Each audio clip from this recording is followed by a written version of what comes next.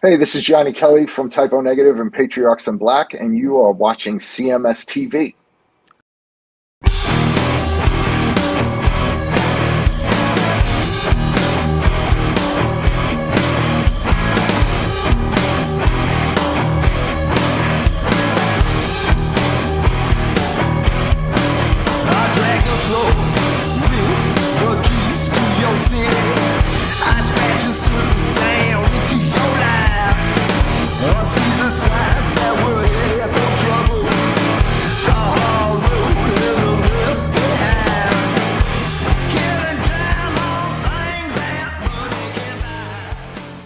The weird thing too with the crematory is everybody has this delusion, and I'm going to say it's a delusion, that every aspect of the death is done with respect. Right. And it's not. I worked at a crematory. I burned bodies. I actually have done. Yes. Wow. When I got out of the military, I couldn't find a job to save my life. I was doing all kinds of shitty jobs for like $6 an hour, counting screws in warehouses and shit, awful jobs. Yeah. When I first got out of the Army, and then all of a sudden I get offered this job, $23 an hour, which at that time was like $330 an hour. Yeah, that was like 1992. Right.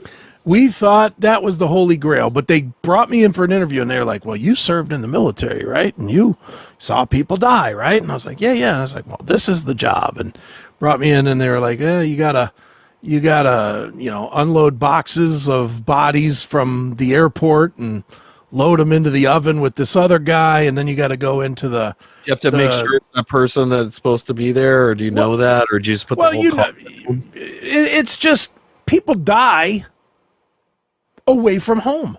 Right. All the time. Yeah. More than less people. So people, and again, it's the big myth. People think that when their loved one dies in Minnesota and they got to get them back to California, that it's JFK style, where there's a beautiful casket that it's loaded in and loaded. I thought you were going to say like a weekend at and Bernie's where they put them in first class. It's a cardboard box. Right. It's a cardboard box. Cardboard box with a wood frame, and they load it in. They load it in. Are you talking about the pine box? Is it the? I'm talking about when we would get them. They would come off the back of a fucking truck, and not a hearse. It would come out of the back of an Astro van from the airport. And we would take the box out, we'd open it up, and there, laying there, would be Mr. Franklin. And, we would have to fucking run a little. Do you have clothes on or no clothes sometimes, yes, sometimes no, depending on how they died. They died at a nude beach, maybe not. I mean, a lot of times they would like robe them, I guess. They would just robe them up. Because a lot of times, I mean, part of the thing that we had to do too was we used to call it wanding them. We had to wand them to make sure they didn't have pacemakers and shit, because the pacemakers will blow up in the fucking furnace. Isn't that in their body though? Yeah. And if we found a pacemaker, then we had a coroner on site, and we'd drag the body over to the other room, and the coroner would cut them open and dig the pacemaker. Would these be out. mostly with like older people that they didn't do an autopsy because they were old and just went, "Oh, this guy's old." They just. Dude, it was fucked up. I ain't gonna lie. It wasn't mostly older people. Honestly, more than less were young. A lot of kids. That was fucked up. That's fucked up. And that's why I ended up having to quit that job. Was I started having dreams, like I'd go to sleep at night and I'd open a box and it'd be like my mom or my wife or my kid. That sounds like a episode of MASH. It was fucked up, man. It was a really shitty thing. But my point to this whole ramble is there's not the respect factor. I can tell you who's burning the bodies in Cleveland was me and this crazy Mexican guy that spoke no English. And he didn't have let's say a quick prayer before we load the body in. He was like,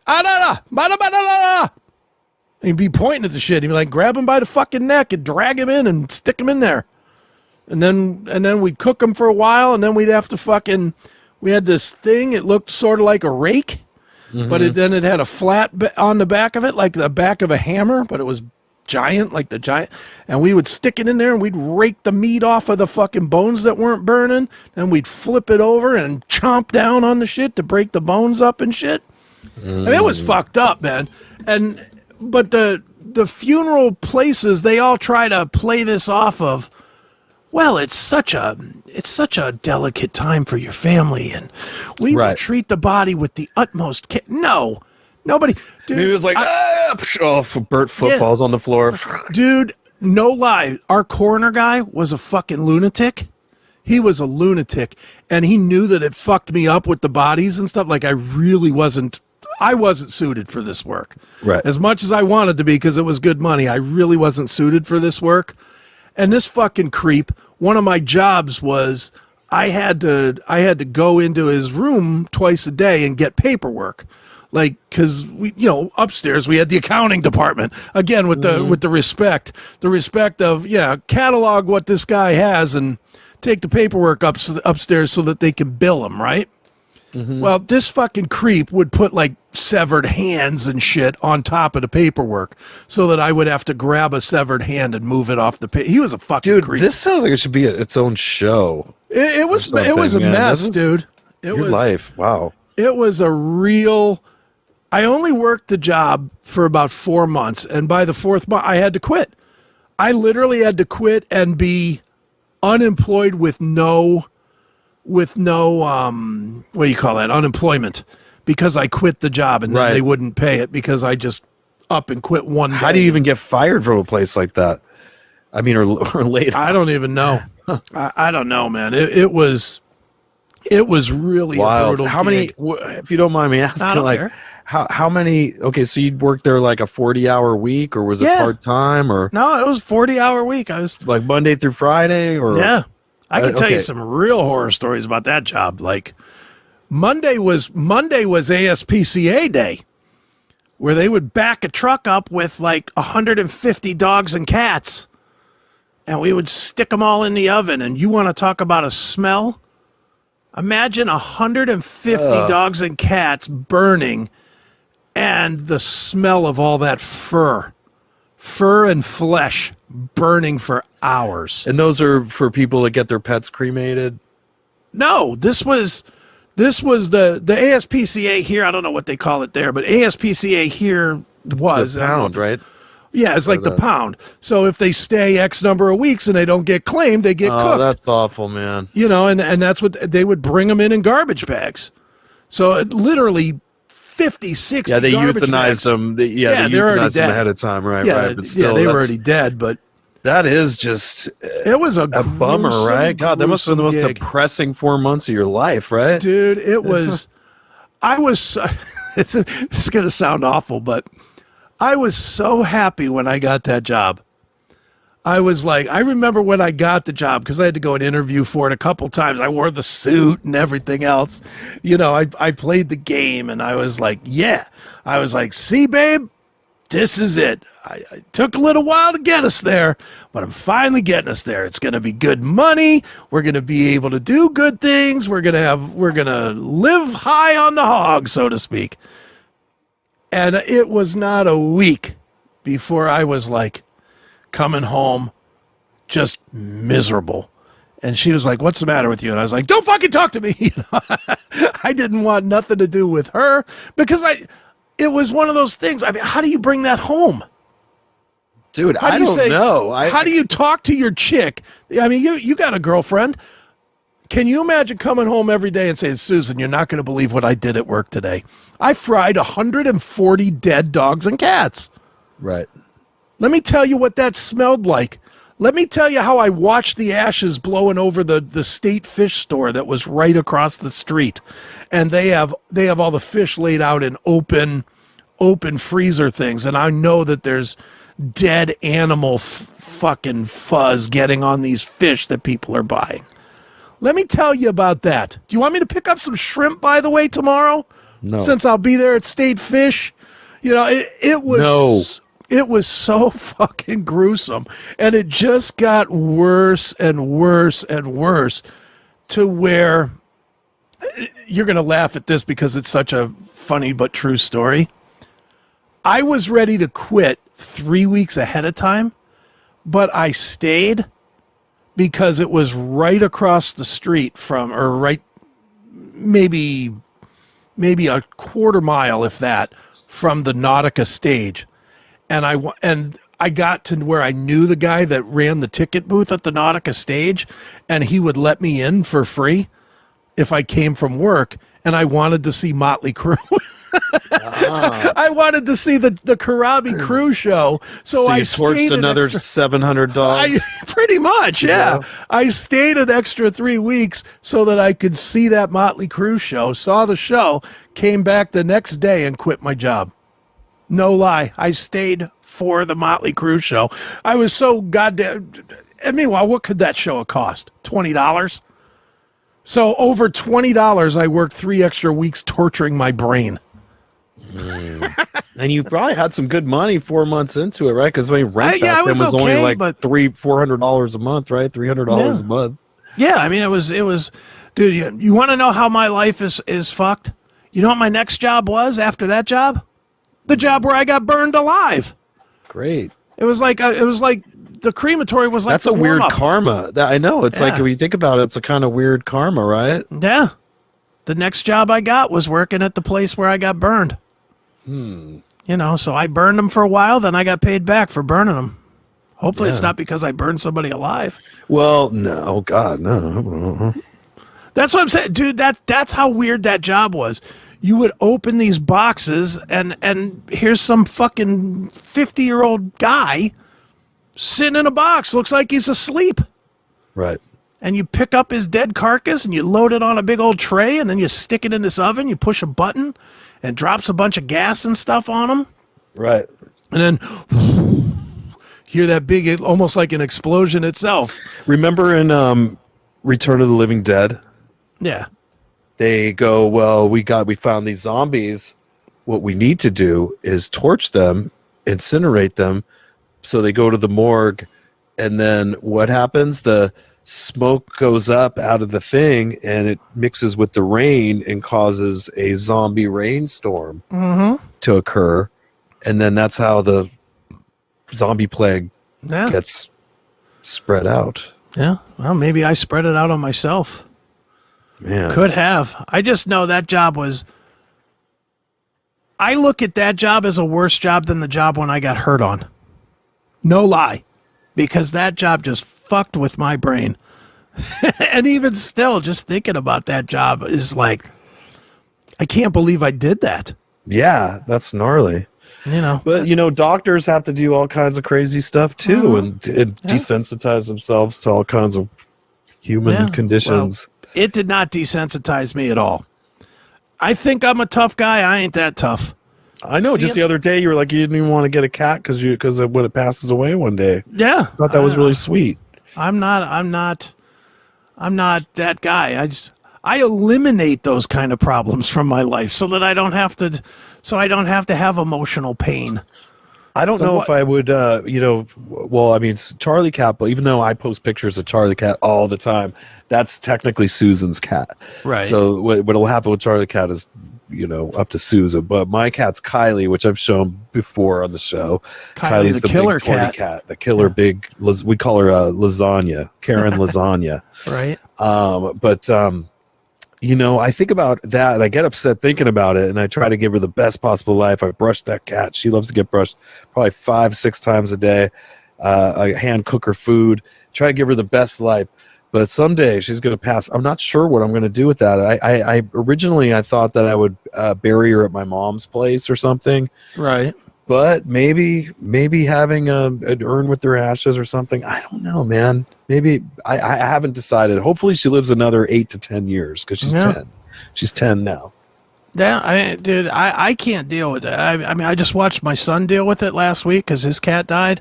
Right. And he was fucking devastated, and rightly so. It was his cat that he cared about from time it was that big. Right. But it's why I don't have pets.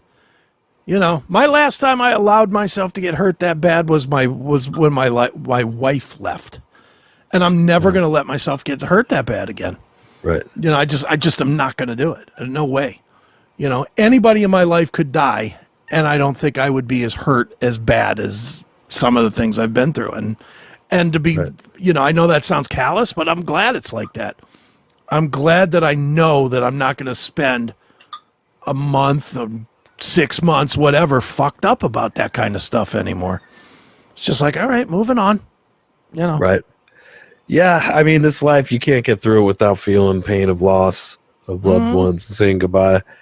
But hey, hopefully there is a heaven that we go to, our spirits go to. I don't know about our consciousness. That would be cool if it did. And you could think that, hey, all your favorite people will be waiting for you if you want, and they like you too. That's the problem. Were you their favorite person?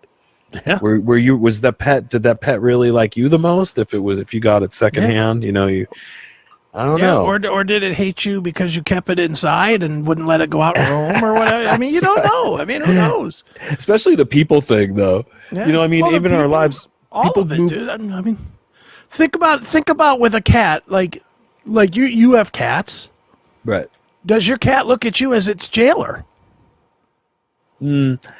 I don't know. I mean, she's never left me. She's had opportunities to take off, and she never did. Even at my old place that I lived at forever, I used to open that door and just let her roam right the hell out. There was no leash. There was nothing. Not always recommended. She picked up a terrible flea problem at we had a hot summer once. Oh my God, never recovered from that. They probably had to torch the place when we left. I have my dog's ashes and we'll never get another pet. He was my best bud. Oh, that's sad. But then you think about all these other pets that are just getting killed that could have made, been a nice house pet for another 5 or 10 years that are the ASPCA's just killing, taking years off their life. That's a bummer to hear. But it is tough. Cats live a long damn time. Let me tell you, 10 years. 20? J-Rad says, I'd be lost without my cats. We've been through a lot together. No shit. My cat, Kylie, that cat, I recorded both Stephen Pearcy records, Smash and View to a Thrill. She was there for that whole thing, the whole writing of both those albums. She watched me suffer, make those records. She hung through when I was a smoker. Anyways, she's in a great place now. She's living in an amazing place. She has an amazing view. She seems happy. I mean, the cats she doesn't like Charlie Cat that much, but they're starting to hang out more. Fuego says, I never wanted another pet, but my cat adopted me. Someone abandoned him in the neighborhood, and you're a good person for doing that. And I'm sure it's enriched your life. As it did mine. I didn't want my cat. I said, no, and it had nowhere to go. My friend begged me, and I go, fine. But then I didn't know that that's what I needed. And today I was even thinking about when Kylie passes, and maybe I will run out and get a cat immediately, just to take my mind off it. Yeah. I don't know. Here's one last one, and we'll get the fuck out of here. All right. Unpopular opinion. As people become less social, have less friends and family around, they put more emphasis on their pets. That's right. I dress my cat, and we have tea parties. Do you really? Jesus Christ. No. I was going to say. They are like people, though. It's freaky, man. If you're having tea parties with your cat, I'm going to order you some stuff off the Levi's site. That's right. Jesus. Nope. All right. We gave them more than plenty. Yeah. This was fun. Except you have to do one more video, and that's the fish video, the koi jumping video. Let me find that video. Speaking of Jesus making fish appear. There's a little turtle. Actually, turn the volume up.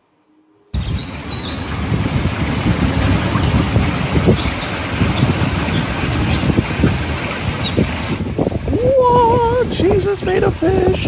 Oh, did I send the wrong fucking video?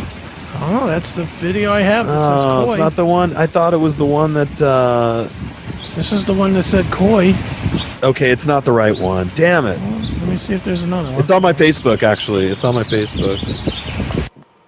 Oh, let's go there. It's of the koi jumping out at me. Sorry, I sent the wrong one. Oh, that's all right. As long as it's here somewhere. Yeah, it's probably like 4 or 5 videos down on my page, on my main page. All right, probably this one, I'm assuming. Yeah, it shows a pond, I think, in the photo. Yeah, like it's attacking this turtle or something. Yeah. Share screen. Fuck book. Sorry about that, folks. Thank you for your patience. Here we go.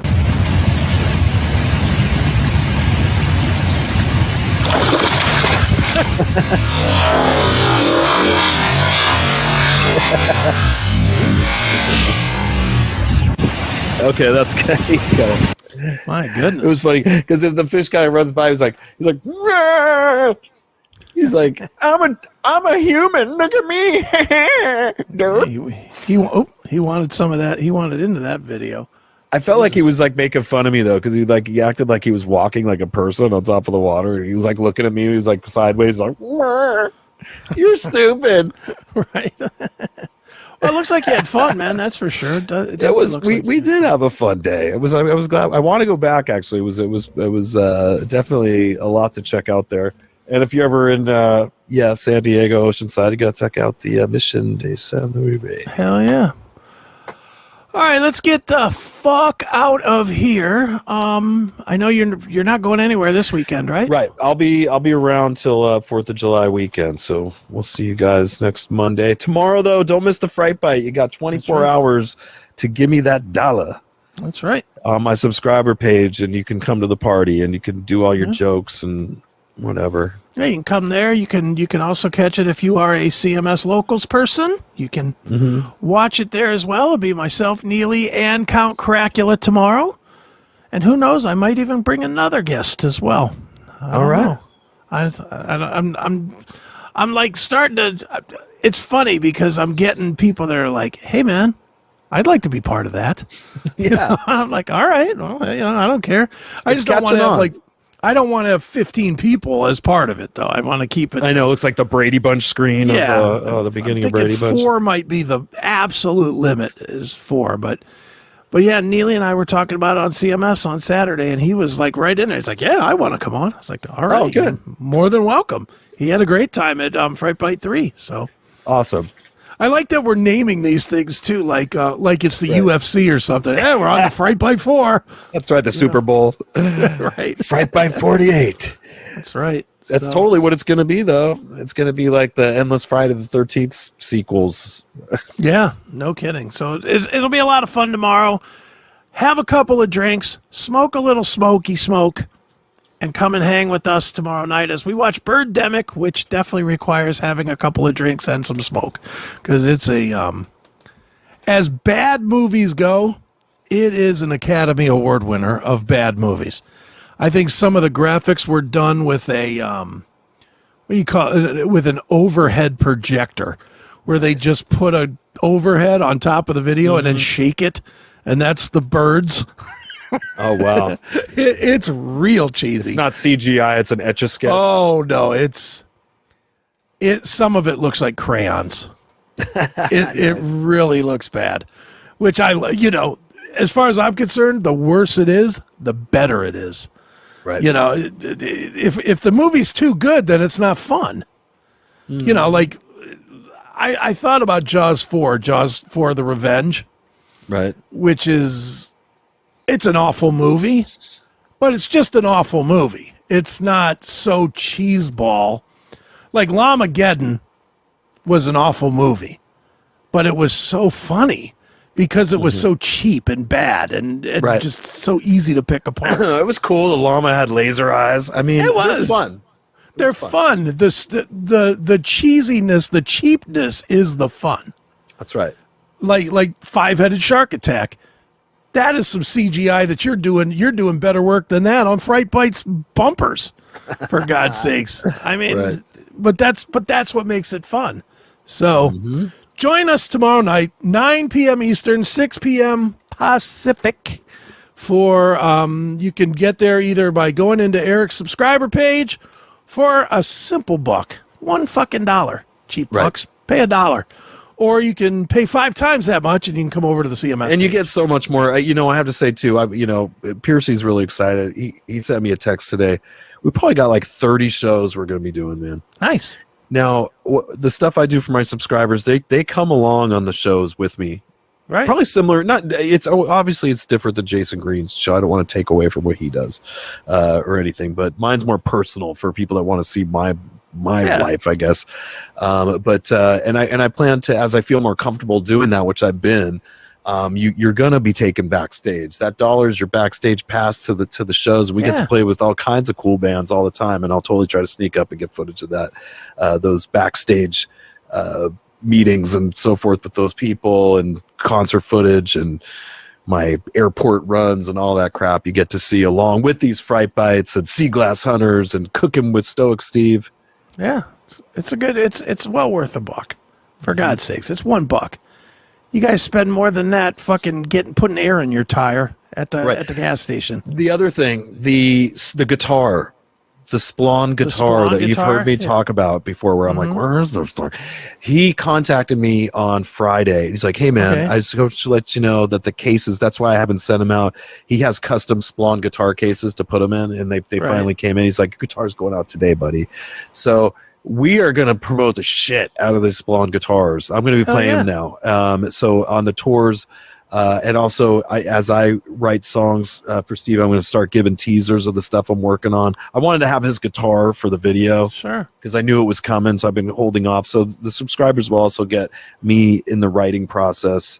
Will you have the new Splon on July the 20th when I see Yes, I should have it. I mean, according to Scott Splon, the owner of the company, he said he's sending it out today, which was Friday. So I would imagine that I'm going to have this thing by next Friday, the latest. Nice. And so it could be any day. But I mean, I'll probably end up making a commercial or something for Splon. You know what I mean? To promote it for him, because it's unbelievable.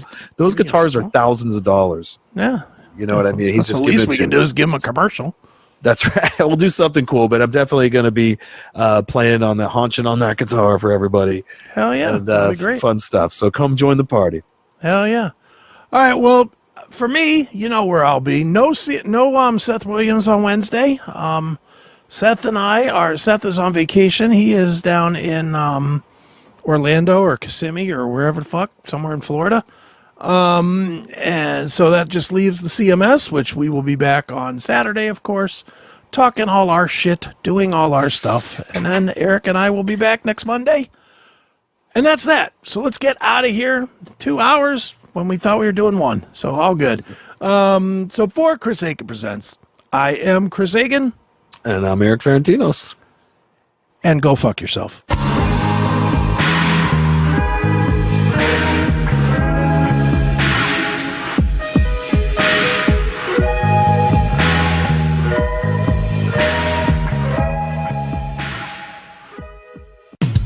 The biggest and the best heavy metal radio station is CMS Network Now.